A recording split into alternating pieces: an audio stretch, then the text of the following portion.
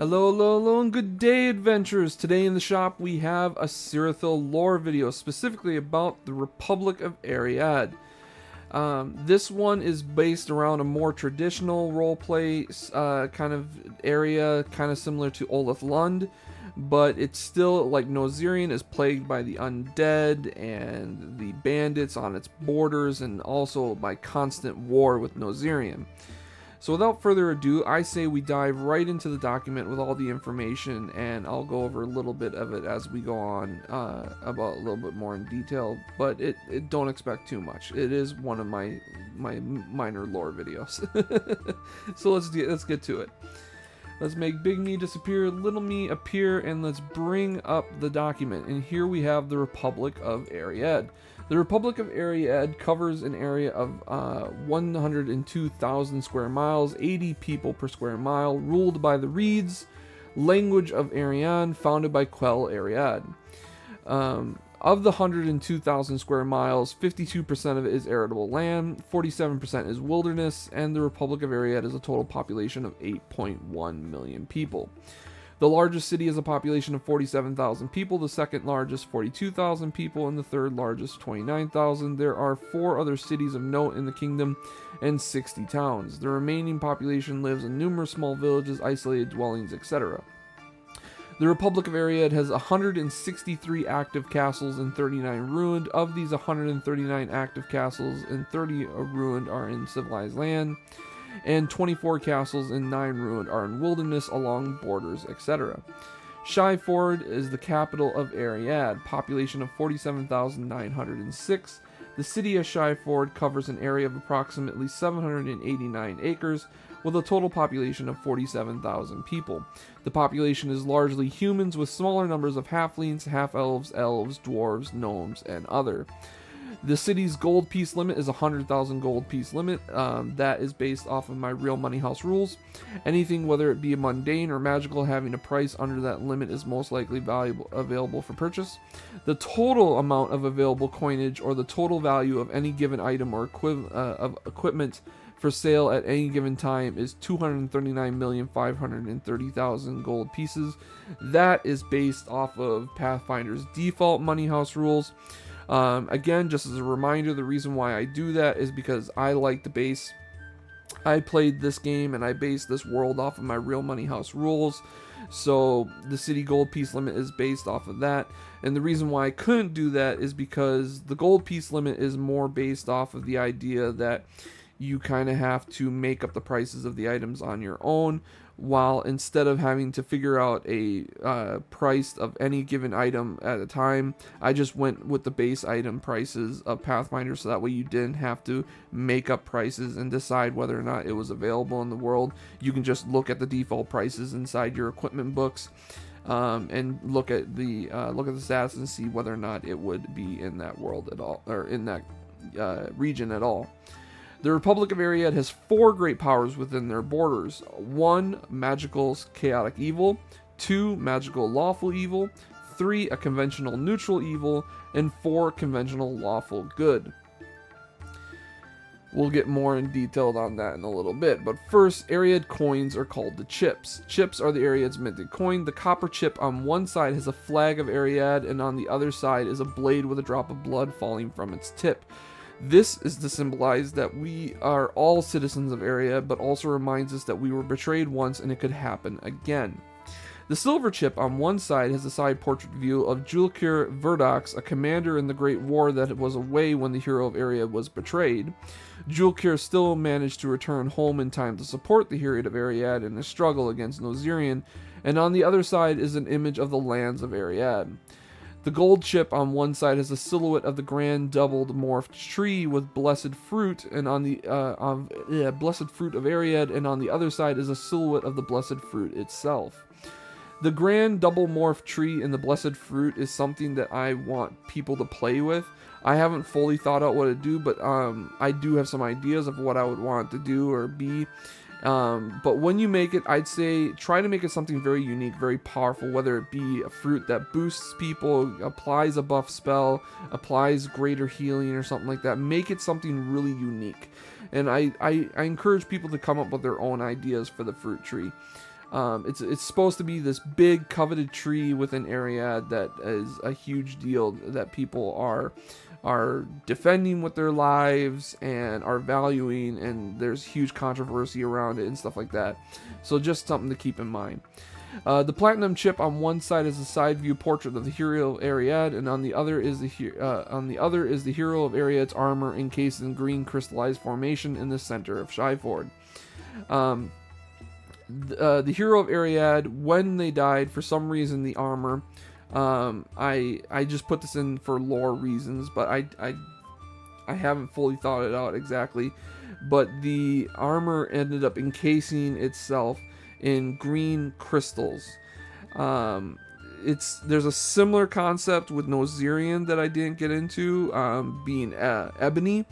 But the green crystals is supposed to be a symbol of power, and people don't understand it, and there's supposed to be whole lores and legends and stories based around what will happen when the armor is removed from the crystals, or waiting for the hero to come back to remove it, because the crystals are also extremely durable and dense and hard to break. The great powers of Ereriad. The first one, which is magical chaotic evil, Ereriad is home to one of the few elder dragons. The Black Dragon of Ereriad, Mythical Adventures, page 187, is currently asleep due to its encounter with the Sanguine Saint. She believed the beast will someday rise again, but she couldn't bring herself to kill it, nor did she believe she was capable of doing so in the first place. And then 2, magical lawful evil, is the Sanguine Saint herself. The Sanguine Saint is a very powerful figure in Ereriad. She leads the Red Army and is the only leader that has any luck in fighting back the Nozirian Empire. She holds great power over blood and can use this power to keep her soldiers alive and resurrect them to keep fighting on. She can also use this to set her enemy's blood on fire and boil it till it burns through the body and kills them. Very powerful enemy. 3, conventional neutral evil, a trade master in Ereriad named Vink Silverthumb, NPC Codex page 157, has managed to gain some power due to his strong trade agreements giving Ereriad advanced military tech, though he also secretly pawns off the not so valuable goods over to Nozirian. He makes so much money off the war, but has decided that when the day comes, he will have the Ereriad Republic win when he decides he has made enough money. He is so confident that it's his trades that are keeping the war going on that he will be able to decide whether or not who wins in the end. And finally, 4, a conventional lawful good, the current ruler of Ereriad, Khaleesi Kul, NPC Codex page 126, is a lawful and just ruler who seeks to wipe the Nozirian traitors from Sirithel.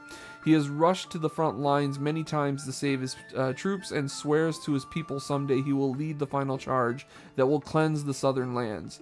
He currently seeks the aid of Gothrion and Eliak Isles as well as Hone, but his treaties and meetings has gotten him nowhere so far. So, he is essentially an extremely just and very paladin-esque character. In fact, if anything, if I remember right, I think the NPC Codex has him as an actual paladin. I could be wrong. But he is supposed to be a very powerful, very just character who is all about keeping his troops alive. He's about winning the war, and he's about winning the war with losing the least amount of assets, losing the least amount of troops, losing the least amount of ground. And so he's a very heroic character, and he should be symbolized as such and be seen as such a character when you guys use him in your if you play in this world. And he's very selfless. He's very selfless. He's a very great character. I like him. I thought him up, and I thought he would be a great character. And he's supposed to be the embodiment of Ereriad. Ereriad's supposed to be about doing the right thing whenever possible, and a lot of people follow his guidelines, except for the Sanguine Saint. The Sanguine Saint is kind of like the darkness of Ereriad. She takes in all of these troops that give their lives. Essentially, when it comes to the Red Army, there's this trope in which you have to be fully understanding and fully agree to join her army.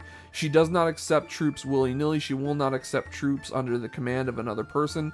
She will only accept troops if those troops actually accept to be in her army, because there is the darkness of the fact that once you're in her army, you cannot leave her army, because her powers and abilities causes them to resurrect from the dead, and they end up being a little bit dead inside afterwards, of darkness within them. They constantly feeling the pain of battle and being resurrected, and it also means that they can no longer leave her services for the time, for that time, because the Sanguine Saint is the saint of all blood.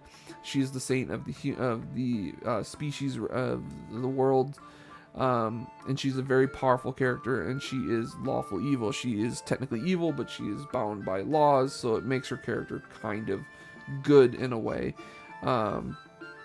not necessarily by the actual alignment codex, not actually good, but you know what I mean. And that is the Republic of Ereriad. If you guys want more information, more in-depth information about the Republic of Ereriad, or you think maybe something should be done differently, or having an idea for it, go ahead and let me know in the comments below.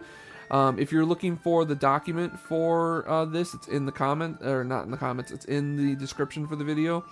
Someday I will say that right.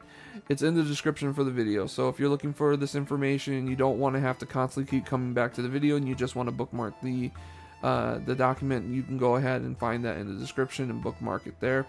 That is the same for all my videos. If you've watched any of my other videos, any of my other lore videos, and you're wondering if those documents are in those descriptions, go ahead and go back. They are there. I haven't said it in every video. I'm trying to get better at it. I'm trying to get better at remembering to say it. So yeah, I hope you guys have been enjoying it. Otherwise, I hope you guys are enjoying my videos. I hope you guys are enjoying the streams. Come talk to me in the stream if you want to talk about any of this. I'd love to do so. I'd love to talk about that. I love talking about my roleplay world. I love talking about my mechanics. So go ahead and do that. Otherwise, I hope you guys have a safe adventure.